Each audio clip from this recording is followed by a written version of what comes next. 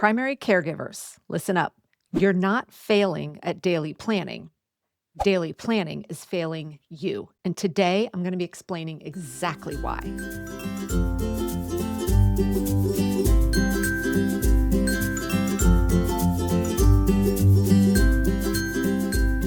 Hey friends, welcome back to Work-Life Harmony. I'm Megan Sumrell, and today we are going to be talking about something that might sting a little bit, but I promise it's going to help if you are currently someone that is operating in daily planning mode.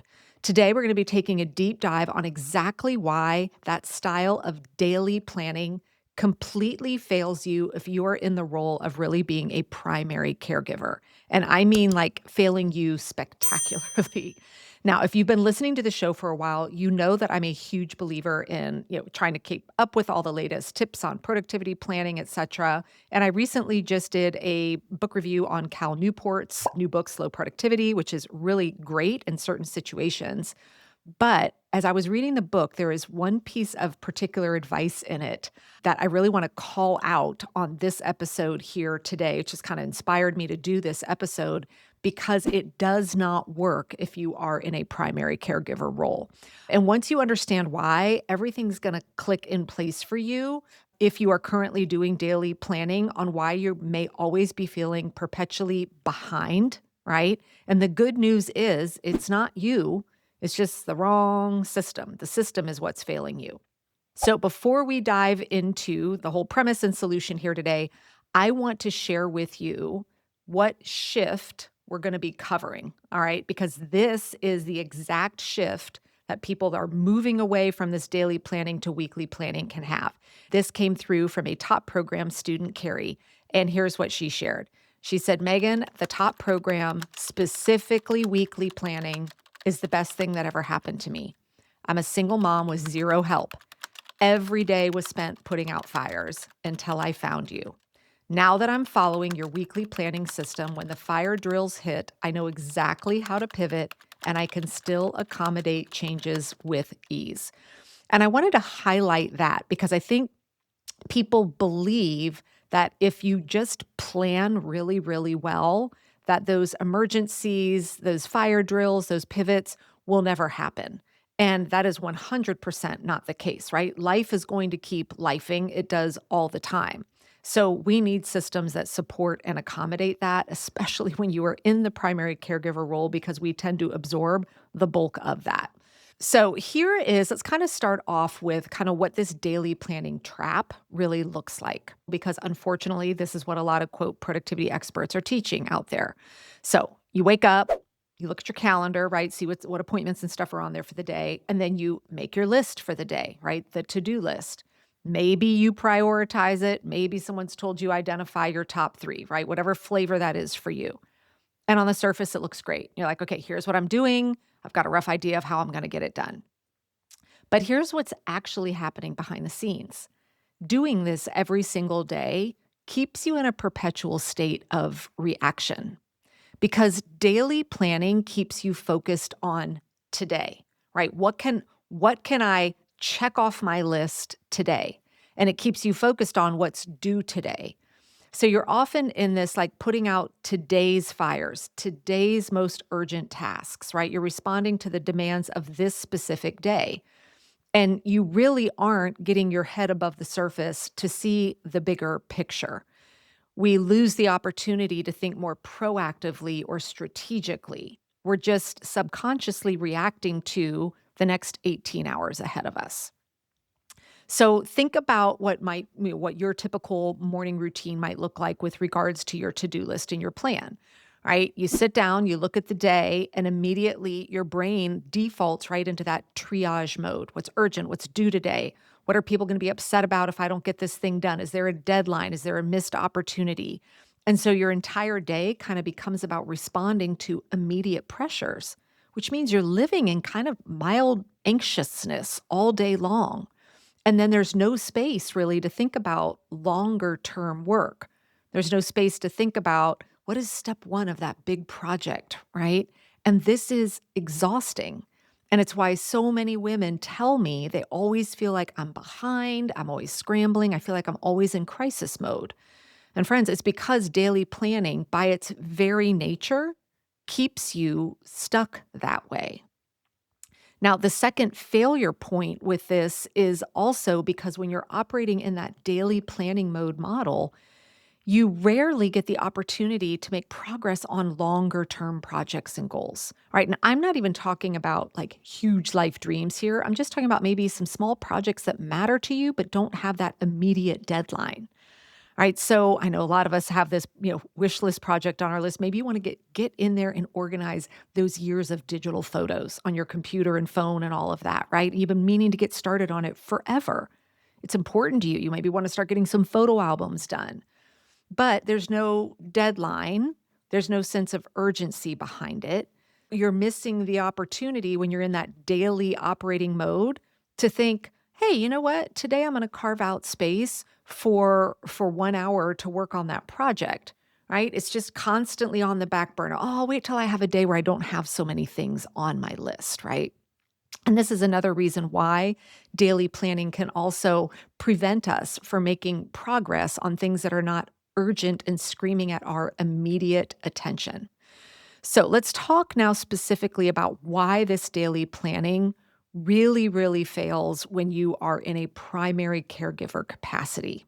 And Cal Newport brought up, his solution to what do you do if during the day something happens and your plan for the day gets derailed, right? So maybe it's 1 o'clock, you get called into an emergency work meeting or something, and what you were going to do at 1 o'clock now can't get done.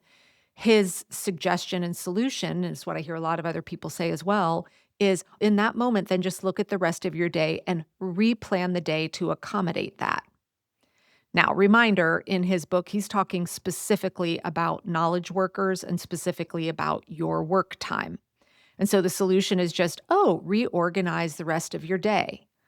Well, friends, this 99% of the time does not work for primary caregivers. All right. So let's talk through a specific example of what I mean. Usually, with primary caregivers, something that's going to derail the day is going to derail a significant amount of it. Maybe it's 10 a.m. You've got your plan in place for the day, right? You've done your daily plan. You've got your task list. Maybe you've even gone so far as to structure it of like, okay, I'm going to work on these things at 10, then at 11, I'm going to shift gears and go over here. And then I'm going to work on this until school pickup time. And then the phone rings and you look down and you see it's the school number and your heart sinks, right? And it's the school and they're calling you to say, hey, you've got to come, child sick, you need to come pick them up, right? Or maybe the phone rings and it's, you're caregiving for your parents and maybe it's their living facility and they need you to come over immediately. Or perhaps it's a boss that calls with a complete pivot of, hey, we have this emergent opportunity. I need you to stop everything you're doing and work on this for the rest of the day. Right. So let's look at oftentimes when you are in a primary caregiver role, the things that come up are things that really can derail a significant part of your day. If we follow the just replan your day advice, well, here's the problem. There often isn't any remaining time in the day to move those things around. You've got the sick kid at 10 and you got to pick them up. And now maybe you've got to go to the doctor's office and maybe you need to swing by the drugstore and all of that. That's consuming hours. Well, then if you were to replan what you were going to spend doing that time with, there is no available time unless it's 10 o'clock at night, right? Or waking up at 4 a.m. the next morning to get caught up. Friends, you're not bad at planning. You're not bad at time management. But the problem is when you are thinking that you can just replan within the current structure of a day, there isn't enough space to replan. Again, you're trying to solve a math problem that is unsolvable. If you have just lost maybe 4 hours of your day and you say, great, I'll just do a replan, there likely isn't 4 available hours to move anything to for the remainder of that day. This is why this daily operating, standard of operating for primary caregivers just keeps you feeling perpetually exhausted and oftentimes kind of like a failure. Like, man, what's wrong with me? Am I ever going to get caught up? This is exactly why I start teaching at the weekly planning level. not daily, but weekly. And now, before you're thinking, Megan, I don't know what's coming at me every day. Now you're going to try and tell me I need to plan out a whole week. I want you to hear me out, okay? Because weekly planning is actually easier than daily planning. And what this does is it supports you actually having the large enough window of time built in and available to absorb the disruptions and to handle the replan. Right? So again, if you're planning daily, you're really only looking at maybe 8, 10 hours of time. There's no buffer, there's no room for error. You can't absorb and replan if something derails 4 hours of your day. Everything collapses. But when you plan weekly, now you've got a much larger canvas to play with, right? And if you're looking at your whole week and you're thinking strategically, when am I available? What are my non negotiables? What are my commitments for the week? How do I see myself moving from point A to point B? And then you learn how to layer in what I call planning for uncertainty. That is part of the weekly planning process that I teach. Now, what happens is, again, let's go back to the example of it's 10 a.m. and the school calls, right? And now you know you're going to be spending the next several hours handling something that is important and deserves your time. Instead of everything falling apart and now you're up at midnight trying to play catch up, well, in that weekly plan scenario, now you can look at the things that were going to be, planned for today. And now you've got another several days to look at. And now it almost becomes a puzzle of how do I move things around? How do I shift things? How might I alter my priorities? And again, when you learn how to master what I call planning for uncertainty, it means that you are building in pockets of time that supports replans based on the current, level of uncertainty you are living in your life. If you try and just do this on a daily basis, again, you don't have this space. You need to have a container large enough that allows you to support a replan without everything imploding. And here's the other beautiful thing that happens when you learn how to plan in this weekly way. Now, suddenly, you get to start acting proactively instead of constantly being in reactive mode. Because you're not just looking at the fire drills and what's due today, you're looking across an entire week. It allows you to start thinking about those longer term projects, right? You're able to protect some time for the projects that are important, but maybe not last minute, right? You have so much more space to move, to think strategically, and to adjust. And this is exactly why when women come to me feeling overwhelmed, tapped out, out of control even with their lives, the first thing they learn to master in the top program is weekly planning. We don't start at monthly planning, we don't start at strategic goal setting, all right? We don't talk about productivity hacks. We start with weekly planning mastery. Because when you learn how to plan your week effectively for the realities of your life, all right, this is the skill that makes everything else start to fall in place. This is why inside the top program, we start with a basic, what I call the basic weekly planning process, which is a 5-step weekly planning process. Once we master that, then we move into advanced weekly planning, which is a 10-step process. I've been using this same system for years. I've been using it when I had a toddler. I've been using it as my daughter grew. I used it when I was in a corporate environment. I use it as an entrepreneur. I used it when I was homeschooling, and I still use it today.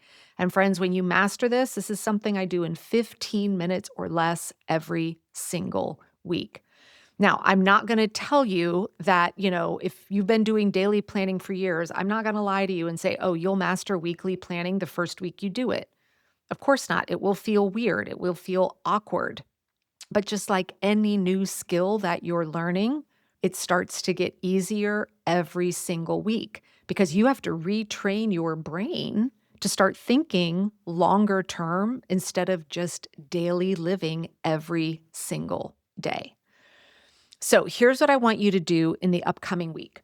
First, I want you, again, if this is assuming you are currently doing daily planning, notice how many times you have to pivot and adjust every single day. Notice how many times you're rewriting something from yesterday's list to today's list. Notice if maybe you've rewritten something 6 days in a row, right? Because having the awareness of, yes, I do feel like I'm constantly in this what's next kind of anxious state of mind. This is what now allows us to see, hey, maybe there is a more strategic way of thinking through this. And here's what I want you to do. I want you to take a crack at planning out, even if you just start with the next 3 or 4 days. Maybe you don't want to tackle a whole weekly plan, all right? But maybe say, I'm going to commit to making a plan and look at now 3 or 4 days at a time. Think through, what are your commitments? When are you in true caregiving mode where you know other things on your list are not going to get done? How much free time do you actually have? And do you have anything in place right now that is supporting you in terms of protecting your time so that you can absorb all of the uncertainties and pivots that come at you when you are a primary caregiver? Because it just may be that this is what you've been doing for so long, we don't even have the awareness of why things are feeling overwhelming and why it's essentially kind of broken. And sometimes we need that awareness to allow our mind to expand to say, hey, maybe there is another way. And if you want more information on the top program where you can learn this weekly planning mastery, head on over to thetopprogram.com, and everything about the program is laid out there for you. And as an added bonus, it also includes a free top planner. I promise you, friends, weekly planning is a foundational skill that once you master this, everything else just gets easier. All right, friends, happy planning.